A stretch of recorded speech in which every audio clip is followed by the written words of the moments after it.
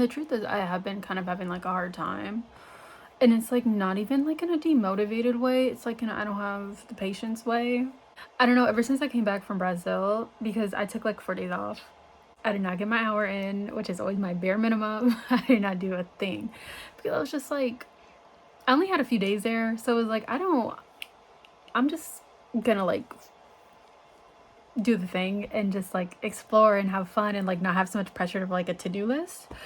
And so yeah, but like after I got back, it's just been like this feeling of like low patience. It's not even demotivation because it's like I want to do it. Like I want to learn the Spanish, but it's just like literally I put on a podcast.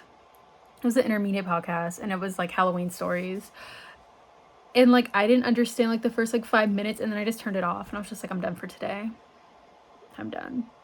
Like it's that simple. Like, so let's get, I don't know, like let's get remotivated, but it's not even like a lack of motivation because I've had that before. That's not this. But for lack of a better word, let's get remotivated with both of my languages because I'm still going strong with Korean and Korean is going really, really well. I'm gonna make a separate video about comprehensible input in Korean because I finally have gotten started on that, y'all. I did not think it was gonna be possible. But I kind of decided like I had to like kind of have like a heart to heart with me and be like, being a beginner sucks, but it's not an excuse. It's not an excuse. So I am doing the comprehensible input with these dry videos that are not that entertaining because you know what? I told myself one day I'm not going to be a beginner anymore. It's just for a small amount of time. And if I want to learn Korean, I can do this. And I've been enjoying it so much. Like genuinely, I'm definitely doing more of like the refold method with Korean. So I still am doing like the vocabulary, but like I've taken out a hefty part of the grammar because before I was just kind of doing grammar. I was doing very, very traditional because I really did not know what else to do with it just because their resources are way different than what I have in Spanish. Also, I'm trying so hard not to start Portuguese.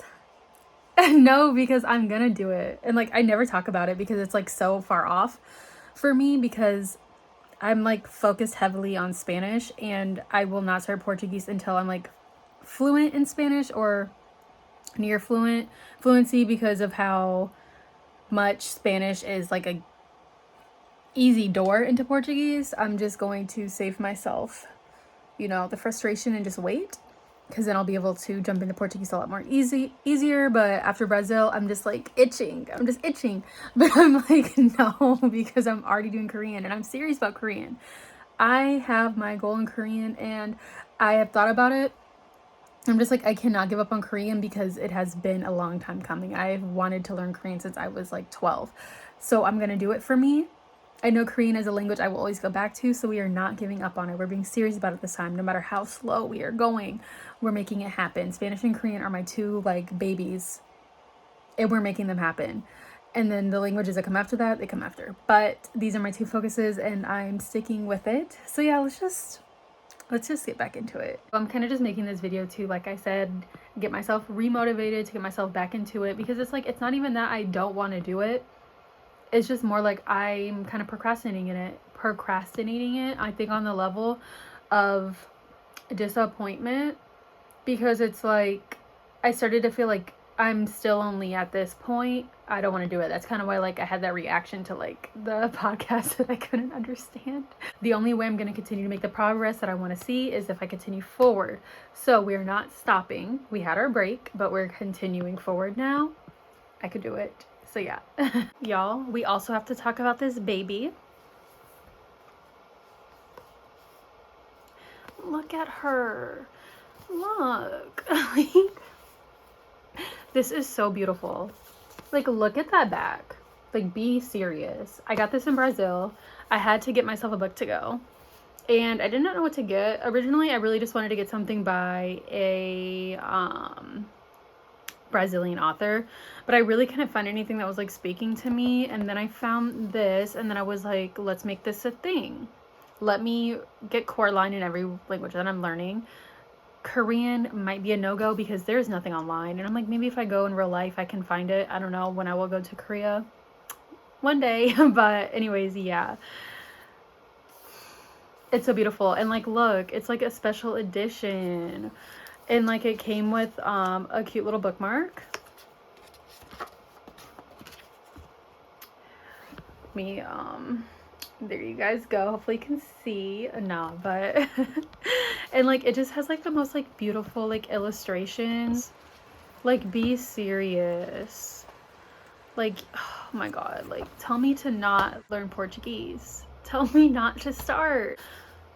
I will see this again in 2 years. About 2 years. Because it's like, yeah, I feel like I'll probably start learning Portuguese like at the end of next year, most likely, if I'm not too hasty.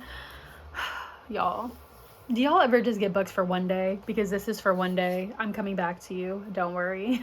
I honestly cannot remember for the life of me who said this, but there's somebody that I watch on YouTube who like said that they would get their favorite book in every language that they're learning. Coraline is actually not my favorite book. My favorite book is A Miraculous Journey of Ever to Lane. However, I just really love Coraline. I have such a deep connection to it. And so yeah, I kind of thought their idea was cute. I think their book though was The Little Prince, which is a smart idea because I'm pretty sure The Little Prince is extremely easy to get like so many different editions of. Coraline, I'm saying, is not so much that way. However, yeah, so anyways, I've been reading this. I actually really like this because I really love how it's Dominican. I feel like it is harder to find materials from the Caribbean, especially for learners. I mean, obviously this is not for learners, but it is a graphic novel and it's for children, so it's like easier to read. I'm really loving this story like so much. Like I've already wanted to cry. No, like I don't know, her story's just so like relatable. But anyways, yeah, it's super it's definitely a really beautiful, cute little story. I love the art in this, but I would recommend this. It's definitely cute. And then after I finish this, I'm gonna do the other Ollie Richards book, and then I have one by Juan, like what's his name? Oh, Español con Juan. Yeah, I have one of his books that like I got for free, I guess like on Kindle or whatever. So yeah, I'm gonna start that too and see if it's like less painful than like the Ollie Richard books. Because I like saw that like some people said like his books are like they're not as bad. But anyways, I have the book, so I'm just like gonna try my best to like get through it. Anyways, so yeah, I'm gonna do some reading. I've already done like an hour 45 of Spanish today, and I'm gonna go ahead and do some Korean in a little bit. It's actually pretty nice because like I started tracking where I'm at with Korean. Korean's a little bit weird though, because like obviously I'm like not starting from scratch, but I'm still definitely beginner. A lot of the beginner comprehensible input stuff is definitely beyond me. But anyways, let's go ahead and get started. Today I've just been catching up a lot on all of the Spanish with Josie videos that I missed recently, so that's been really good. I love Josie so much. 안녕하세요. 오늘은 숫자와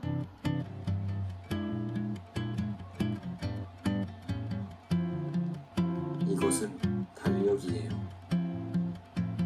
네, 보세요. 이 메모지와 이 메모지 그리고 이 메모지의 줄이 이어져요.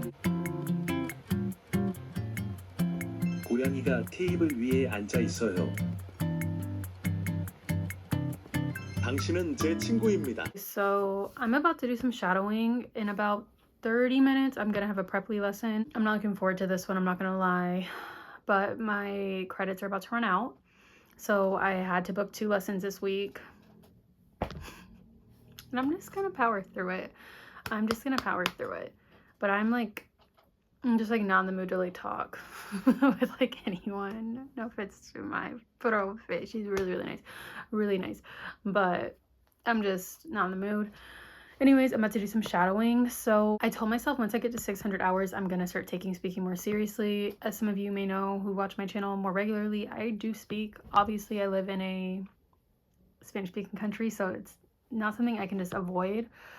But I have been very slow to take it more seriously. Every single time I say I'm gonna take it seriously, I don't. For a mix of reasons, partly because of the anxiety that it makes me feel, but I decided at 600 I'll really take it like more seriously, because it's just like at that point like I'm not waiting much longer, and like I know I remember I saw this video where somebody was like, you can't speak Spanish because you won't speak Spanish. And I was like, that is like clocked, like called out. I know that in order to get better, like you just have to kind of do it. And so, yeah, but I've made it my goal to do shadowing like regularly in my last 50 hours before I get to 600 hours, because I think it'll be a really good way to, number one, get used to how Spanish feels in my mouth, because I've noticed that like in my classes, like whenever I speak with friends or just like whatever, at some point it just like starts to be like mumbled up in my mouth, like my tongue, and like my, like it just like feels so weird because I'm not used to it. And so I feel like with shadowing, it's really, really helpful to like get it out and like get used to how it feels. So hopefully whenever I start speaking my own, it's not as awkward feeling. And then also just for the fact that it's going to help me with pronunciation as well as accent, because I am going to have had the, you know, explicit practice of like how words are said, the accent and things like that. So hopefully whenever I start speaking on my own, it's like in my brain, like, okay, this is how we pronounce this, or like whatever. So yeah, we're doing shadowing. I have the PDF of the podcast on my laptop, and then I have the podcast on my iPad.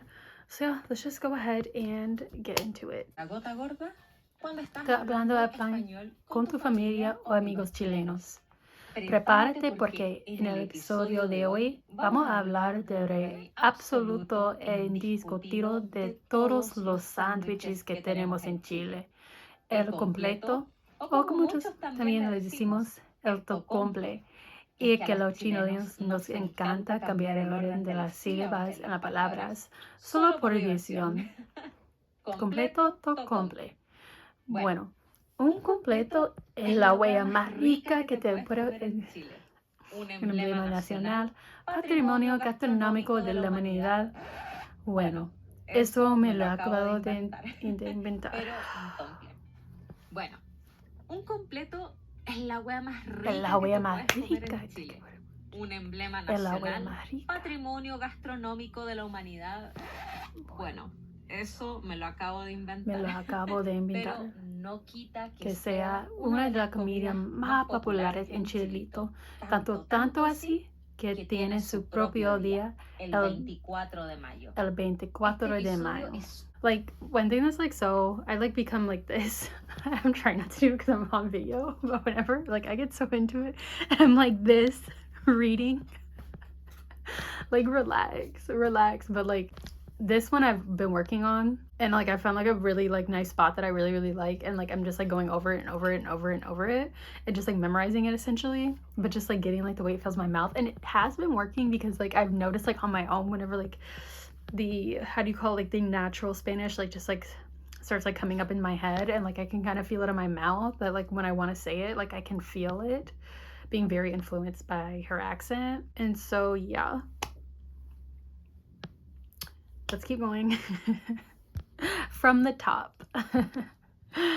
Cuando estás hablando español con tu familia o amigos chilenos. Tanto así que tiene su propio día, el 24 de mayo. This is the podcast that I'm using, BT Dubs. It's the perfect episode for me because I can't get enough of completos. I am obsessed. And as a vegetarian, so they are good for absolutely anybody, whether they're with champiñones or porotos verdes or with papas. Like, they're so good. Or with a vegan hot dog, which is harder to find. Like, I usually have to go to like an actual vegan place to get that. Whatever though, I'm obsessed. So I'm having a lot of fun with this episode. And, ¿y tú? Muy bien también. Tan peinada que estás hoy. Como, no sé en español, pero como braids. ¿Trenzas? Trenzas. Sí, trenzas. 2 trenzas. Te quedan muy bien. Gracias. ¿Cómo estuvo tu fin de semana? Hicimos sopaipillas.